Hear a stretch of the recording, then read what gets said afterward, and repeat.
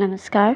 ये महाभारत कथा पूरी तरह से वेद व्यास महाभारत के ऊपर आधारित है। यदि आप इसका निरंतर श्रवण करते रहना चाहते हैं तो इस चैनल को सब्सक्राइब जरूर कर लें और आगे आने वाले सभी पॉडकास्ट के नोटिफिकेशन के लिए बेल आइकन को भी ज़रूर से प्रेस कर दें। अब हम सुनेंगे शक्तिशाली शत्रु के सामने नम्र होने और मूर्ख की बातों को अनसुनी करने का उपदेश तथा राजा और राजसेवकों के गुणों का वर्णन। युधिष्ठिर ने पूछा, भरत श्रेष्ठ, राजा एक दुर्लभ राज्य को पाकर भी यदि सेना, खजाना आदि साधनों से रहित हो तो वो अपने बल से सर्वथा बड़े चढ़े हुए शत्रु के सामने कैसे टिक सकता है। भीष्म जी ने कहा, इस विषय में समुद्र और नदियों के संवाद रूप प्राचीन इतिहास का उदाहरण दिया जाता है। एक समय की बात है, सरिताओं के स्वामी समुद्र ने सरिताओं से अपने मन का एक संदेह इस प्रकार पूछा, नदियों, मैं देखता हूँ जब तुम लोगों में बाढ़ आती है तो बड़े बड़े वृक्षों को जड़ मूल और डालियों सहित उखाड़ कर तुम अपने प्रवाह में बहा कर लाती हो, किंतु उनमें बेंत का कोई भी पेड़ दिखाई नहीं देता। बेंत का शरीर तो नहीं के बराबर बहुत पतला होता है, उसमें कुछ दम भी नहीं होता और वो तुम्हारे खास किनारे पर जमता है, फिर भी तुम उसे न ला सकी। इसका क्या कारण है? उसे कमजोर समझकर उपेक्षा तो नहीं कर देती, अथवा उसने तुम लोगों का कुछ उपकार तो नहीं किया है? क्यों बेत का वृक्ष तुम्हारा तट छोड़कर नहीं आता? इस विषय में मैं तुम सब लोगों का विचार जानना चाहता हूँ। ये सुनकर गंगा जी ने युक्ति युक्त, अर्थपूर्ण तथा दिल में बैठने वाली बात कही। नाथ, वे वृक्ष अपने स्थान पर अकड़ कर खड़े रहते हैं, हमारे प्रबल प्रवाह के सामने सर नहीं झुकाते। इस प्रतिकूल बर्ताव के कारण ही उन्हें अपना स्थान छोड़ना पड़ता है, किंतु बेंत नदी के वेग को देखकर झुक जाता है। वो समय के अनुसार बर्ताव करना जानता है, सदा हमारे अधीन रहता है, अकड़ कर खड़ा नहीं होता। अतः अपने अनुकूल आचरण के कारण उसको स्थान छोड़कर यहाँ नहीं आना पड़ता। जो पौधे, वृक्ष या लता, गुल्म आदि हवा और पानी के वेग से झुक जाते हैं तथा वेग शांत होने पर सर उठाते हैं, उनका कभी तिरस्कार नहीं होता। भीष्म जी कहते हैं, युधिष्ठिर, इस प्रकार जो राजा बल में बढ़े चढ़े तथा विनाश करने में समर्थ शत्रु के पहले वेग को सिर झुकाकर नहीं सह लेता, वो शीघ्र ही नष्ट हो जाता है। जो बुद्धिमान अपने तथा शत्रु के सार बल और पराक्रम को जानकर उसके अनुसार बर्ताव करता है, उसकी कभी पराजय नहीं होती। अतः जब शत्रु को बल में अपने से बहुत बड़ा हुआ समझे तो विद्वान पुरुष को बेंत की तरह नम्र हो जाना चाहिए, यही बुद्धिमानी का लक्षण है। युधिष्ठिर ने पूछा, भारत, यदि कोई धृष्ट, मूर्ख, मधुर या तीखे शब्दों में भरी सभा के बीच किसी विद्वान पुरुष की निंदा करे तो विद्वान को उसके साथ कैसा बर्ताव करना चाहिए?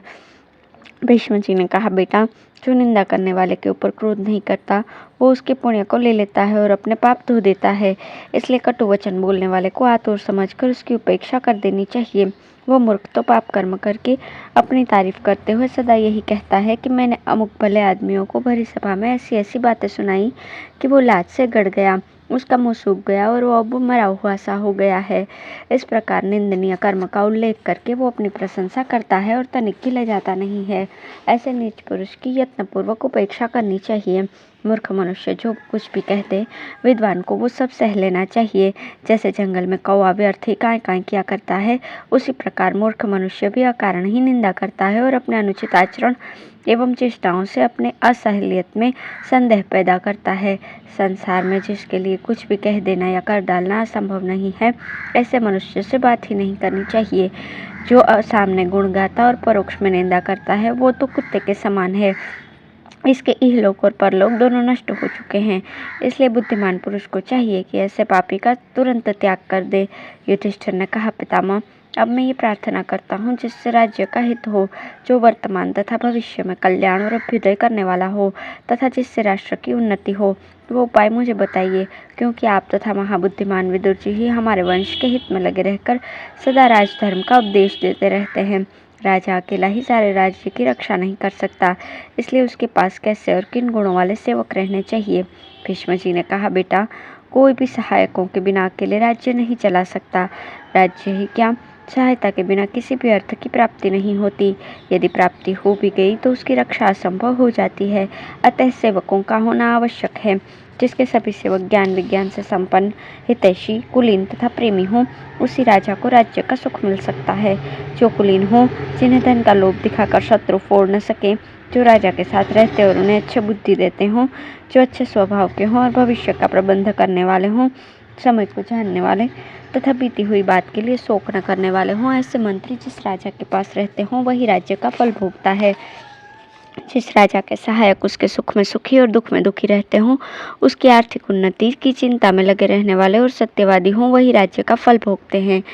जिसका देश दुखी न हो, जो स्वयं खोटे विचार का न होकर सदा सन्मार्ग पर चलने वाला हो, वही राज्य का भागी होता है।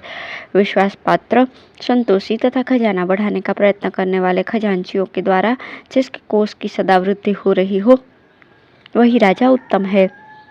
यदि लोभवश फूट न सकने वाले, संग्रही, सुपात्र, विश्वसनीय एवं निर्लोभ मनुष्य अन्नादि भंडार की रक्षा में नियुक्त हों, तो उसकी विशेष उन्नति होती है। जिसके नगर में कर्म के अनुसार फल देने वाले शंख मुनि के बनाए हुए न्याय का पालन देखा जाता हो, वही राजा अपने धर्म का फल पाता है। जो अपने यहाँ अच्छे लोगों को जुटाता है और अवसर के अनुसार राजनीति के संधि, विग्रह, यान, आसन, धैर्य भाव तथा समाश्रय नामक 6 गुणों का उपयोग करता है, उसी को धर्म का फल मिलता है। बुद्धिमान राजा को चाहिए कि पहले अपने सेवकों की सच्चाई, शुद्धता, सरलता, स्वभाव, शास्त्रीय ज्ञान, सदाचार, कुलीनता, जितेंद्रियता, दया, बल, पराक्रम, प्रभाव, विनय तथा क्षमा आदि गुणों की जानकारी प्राप्त करे। फिर जो कार्य के योग्य जान पड़े उन्हें उसी काम पर लगाए और उनकी रक्षा का पूरा प्रबंध कर दे।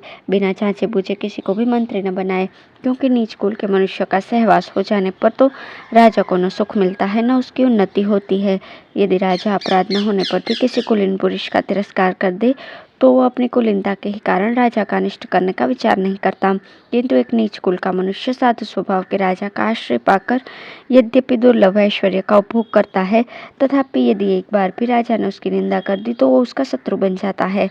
इसलिए मंत्री उसे बनाए जो कुलीन, शिक्षित, बुद्धिमान, ज्ञान विज्ञान में निपुण, सब शास्त्रों का तत्व जानने वाला, सहनशील, अपने देश का निवासी, कृतज्ञ, बलवान, क्षमावान, जितेंद्रिय, निर्लोभ, जितना मिल जाए उतने से ही संतुष्ट रहने वाला, अपने स्वामी तथा मित्रों की उन्नति चाहने वाला, देश काल का ज्ञान रखने वाला, वस्तुओं का संग्रह करने वाला, सदा मन को वश में रखने वाला, हितैषी, आलस्य से रहित, संधि और विग्रह का अवसर जानने वाला, नगर और देश के लोगों का प्रेम भाजन, खाई और सुरंग खुदवाने तथा व्यूह निर्माण की कला में कुशल, अपनी सेना का उत्साह बनाने में प्रवीण, चेष्टा और शक्ल देखने कर मनुष्य के मन का भाव समझने वाला, अहंकार रहित, निर्भीक, कार्यदक्ष, बलवान, उचित काम करने वाला, शुद्ध, राजनीति में चतुर, गुणवान, उद्योगशील, जड़ता से रहित, दूर तक विख्यात, अच्छे स्वभाव वाला, मीठे वचन बोलने वाला, धीर, शूरवीर तथा देश काल के अनुसार काम करने वाला हो।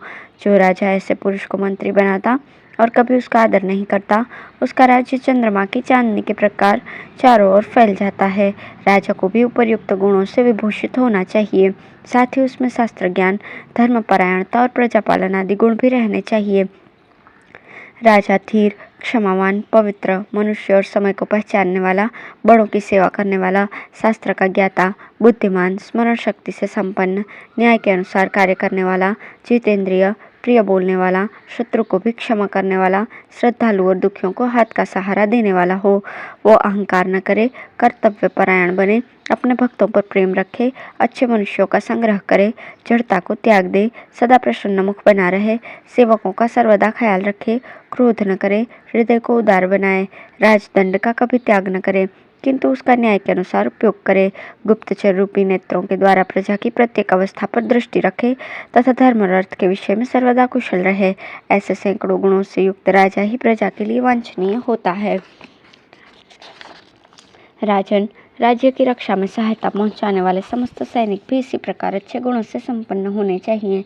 इसके लिए अच्छे पुरुषों की तलाश करनी चाहिए और उनका कभी अपमान नहीं करना चाहिए। जिसके योद्धा युद्ध में वीरता दिखाने वाले, कृतज्ञ, शस्त्र चलाने की विद्या में कुशल, निर्भय, धर्मशास्त्र के ज्ञाता तथा धनुर्विद्या में प्रवीण होते हैं, उसी राजा के अधीन इस भूमंडल का राज्य होता है। जो राजा सेवकों के गुण और स्वभाव को जानकर उन्हें योग्य कर्मों में नियुक्त करता है, उसे ही राज्य का फल मिलता है। मंत्री के पद पर भी उन्हीं को बिठाना चाहिए जिनमें उस पद के अनुरूप गुण और उस काम को संभालने की योग्यता हो। जो भृत्यों को उनकी योग्यता के अनुकूल काम सौंपता है, वो राजा राज्य से लाभ उठा सकता है। इसलिए मूर्ख, क्षुद्र, बुद्धिहीन, अजितेंद्रिय तथा नीच कुल के मनुष्यों को राज्य के काम में नहीं लगाना चाहिए। जो सज्जन, कुलीन, शूर, ज्ञानी, किसी की निंदा न करने वाले, उत्तम, पवित्र तथा कार्यदक्ष हों, वे ही लोग राजा के पार्श्ववर्ती होने योग्य हैं। ऐसे सहायकों को पाकर सारी पृथ्वी जीती जा सकती है। जो आज्ञा पाते ही चलाए हुए तीर के समान शीघ्र जाकर स्वामी के काम में लग जाते हैं और सदा उसके हित का ध्यान रखते हैं, उन सेवकों को बराबर सांत्वना देते रहना चाहिए। राजा को यत्नपूर्वक अपने खजाने की रक्षा करनी चाहिए, क्योंकि वही राज्य की जड़ है, उसी से राजा का अभ्युदय होता है। युधिष्ठिर, भंडार घरों को भी अच्छे अच्छे अनाजों से भरे रखो और उनकी रक्षा का भार सत्पुरुषों के ऊपर छोड़ो। इस प्रकार धन और धान्य दोनों का संग्रह करते रहो। अपने युद्ध कुशल योद्धाओं को सदा अभ्यास में लगाए रखो। भाई बंधुओं की भी देखभाल करो। मित्रों और संबंधियों के साथ रहकर पूर्ववासियों के कार्य सिद्ध करो और उनके हित साधन में लगे रहो। धन्यवाद।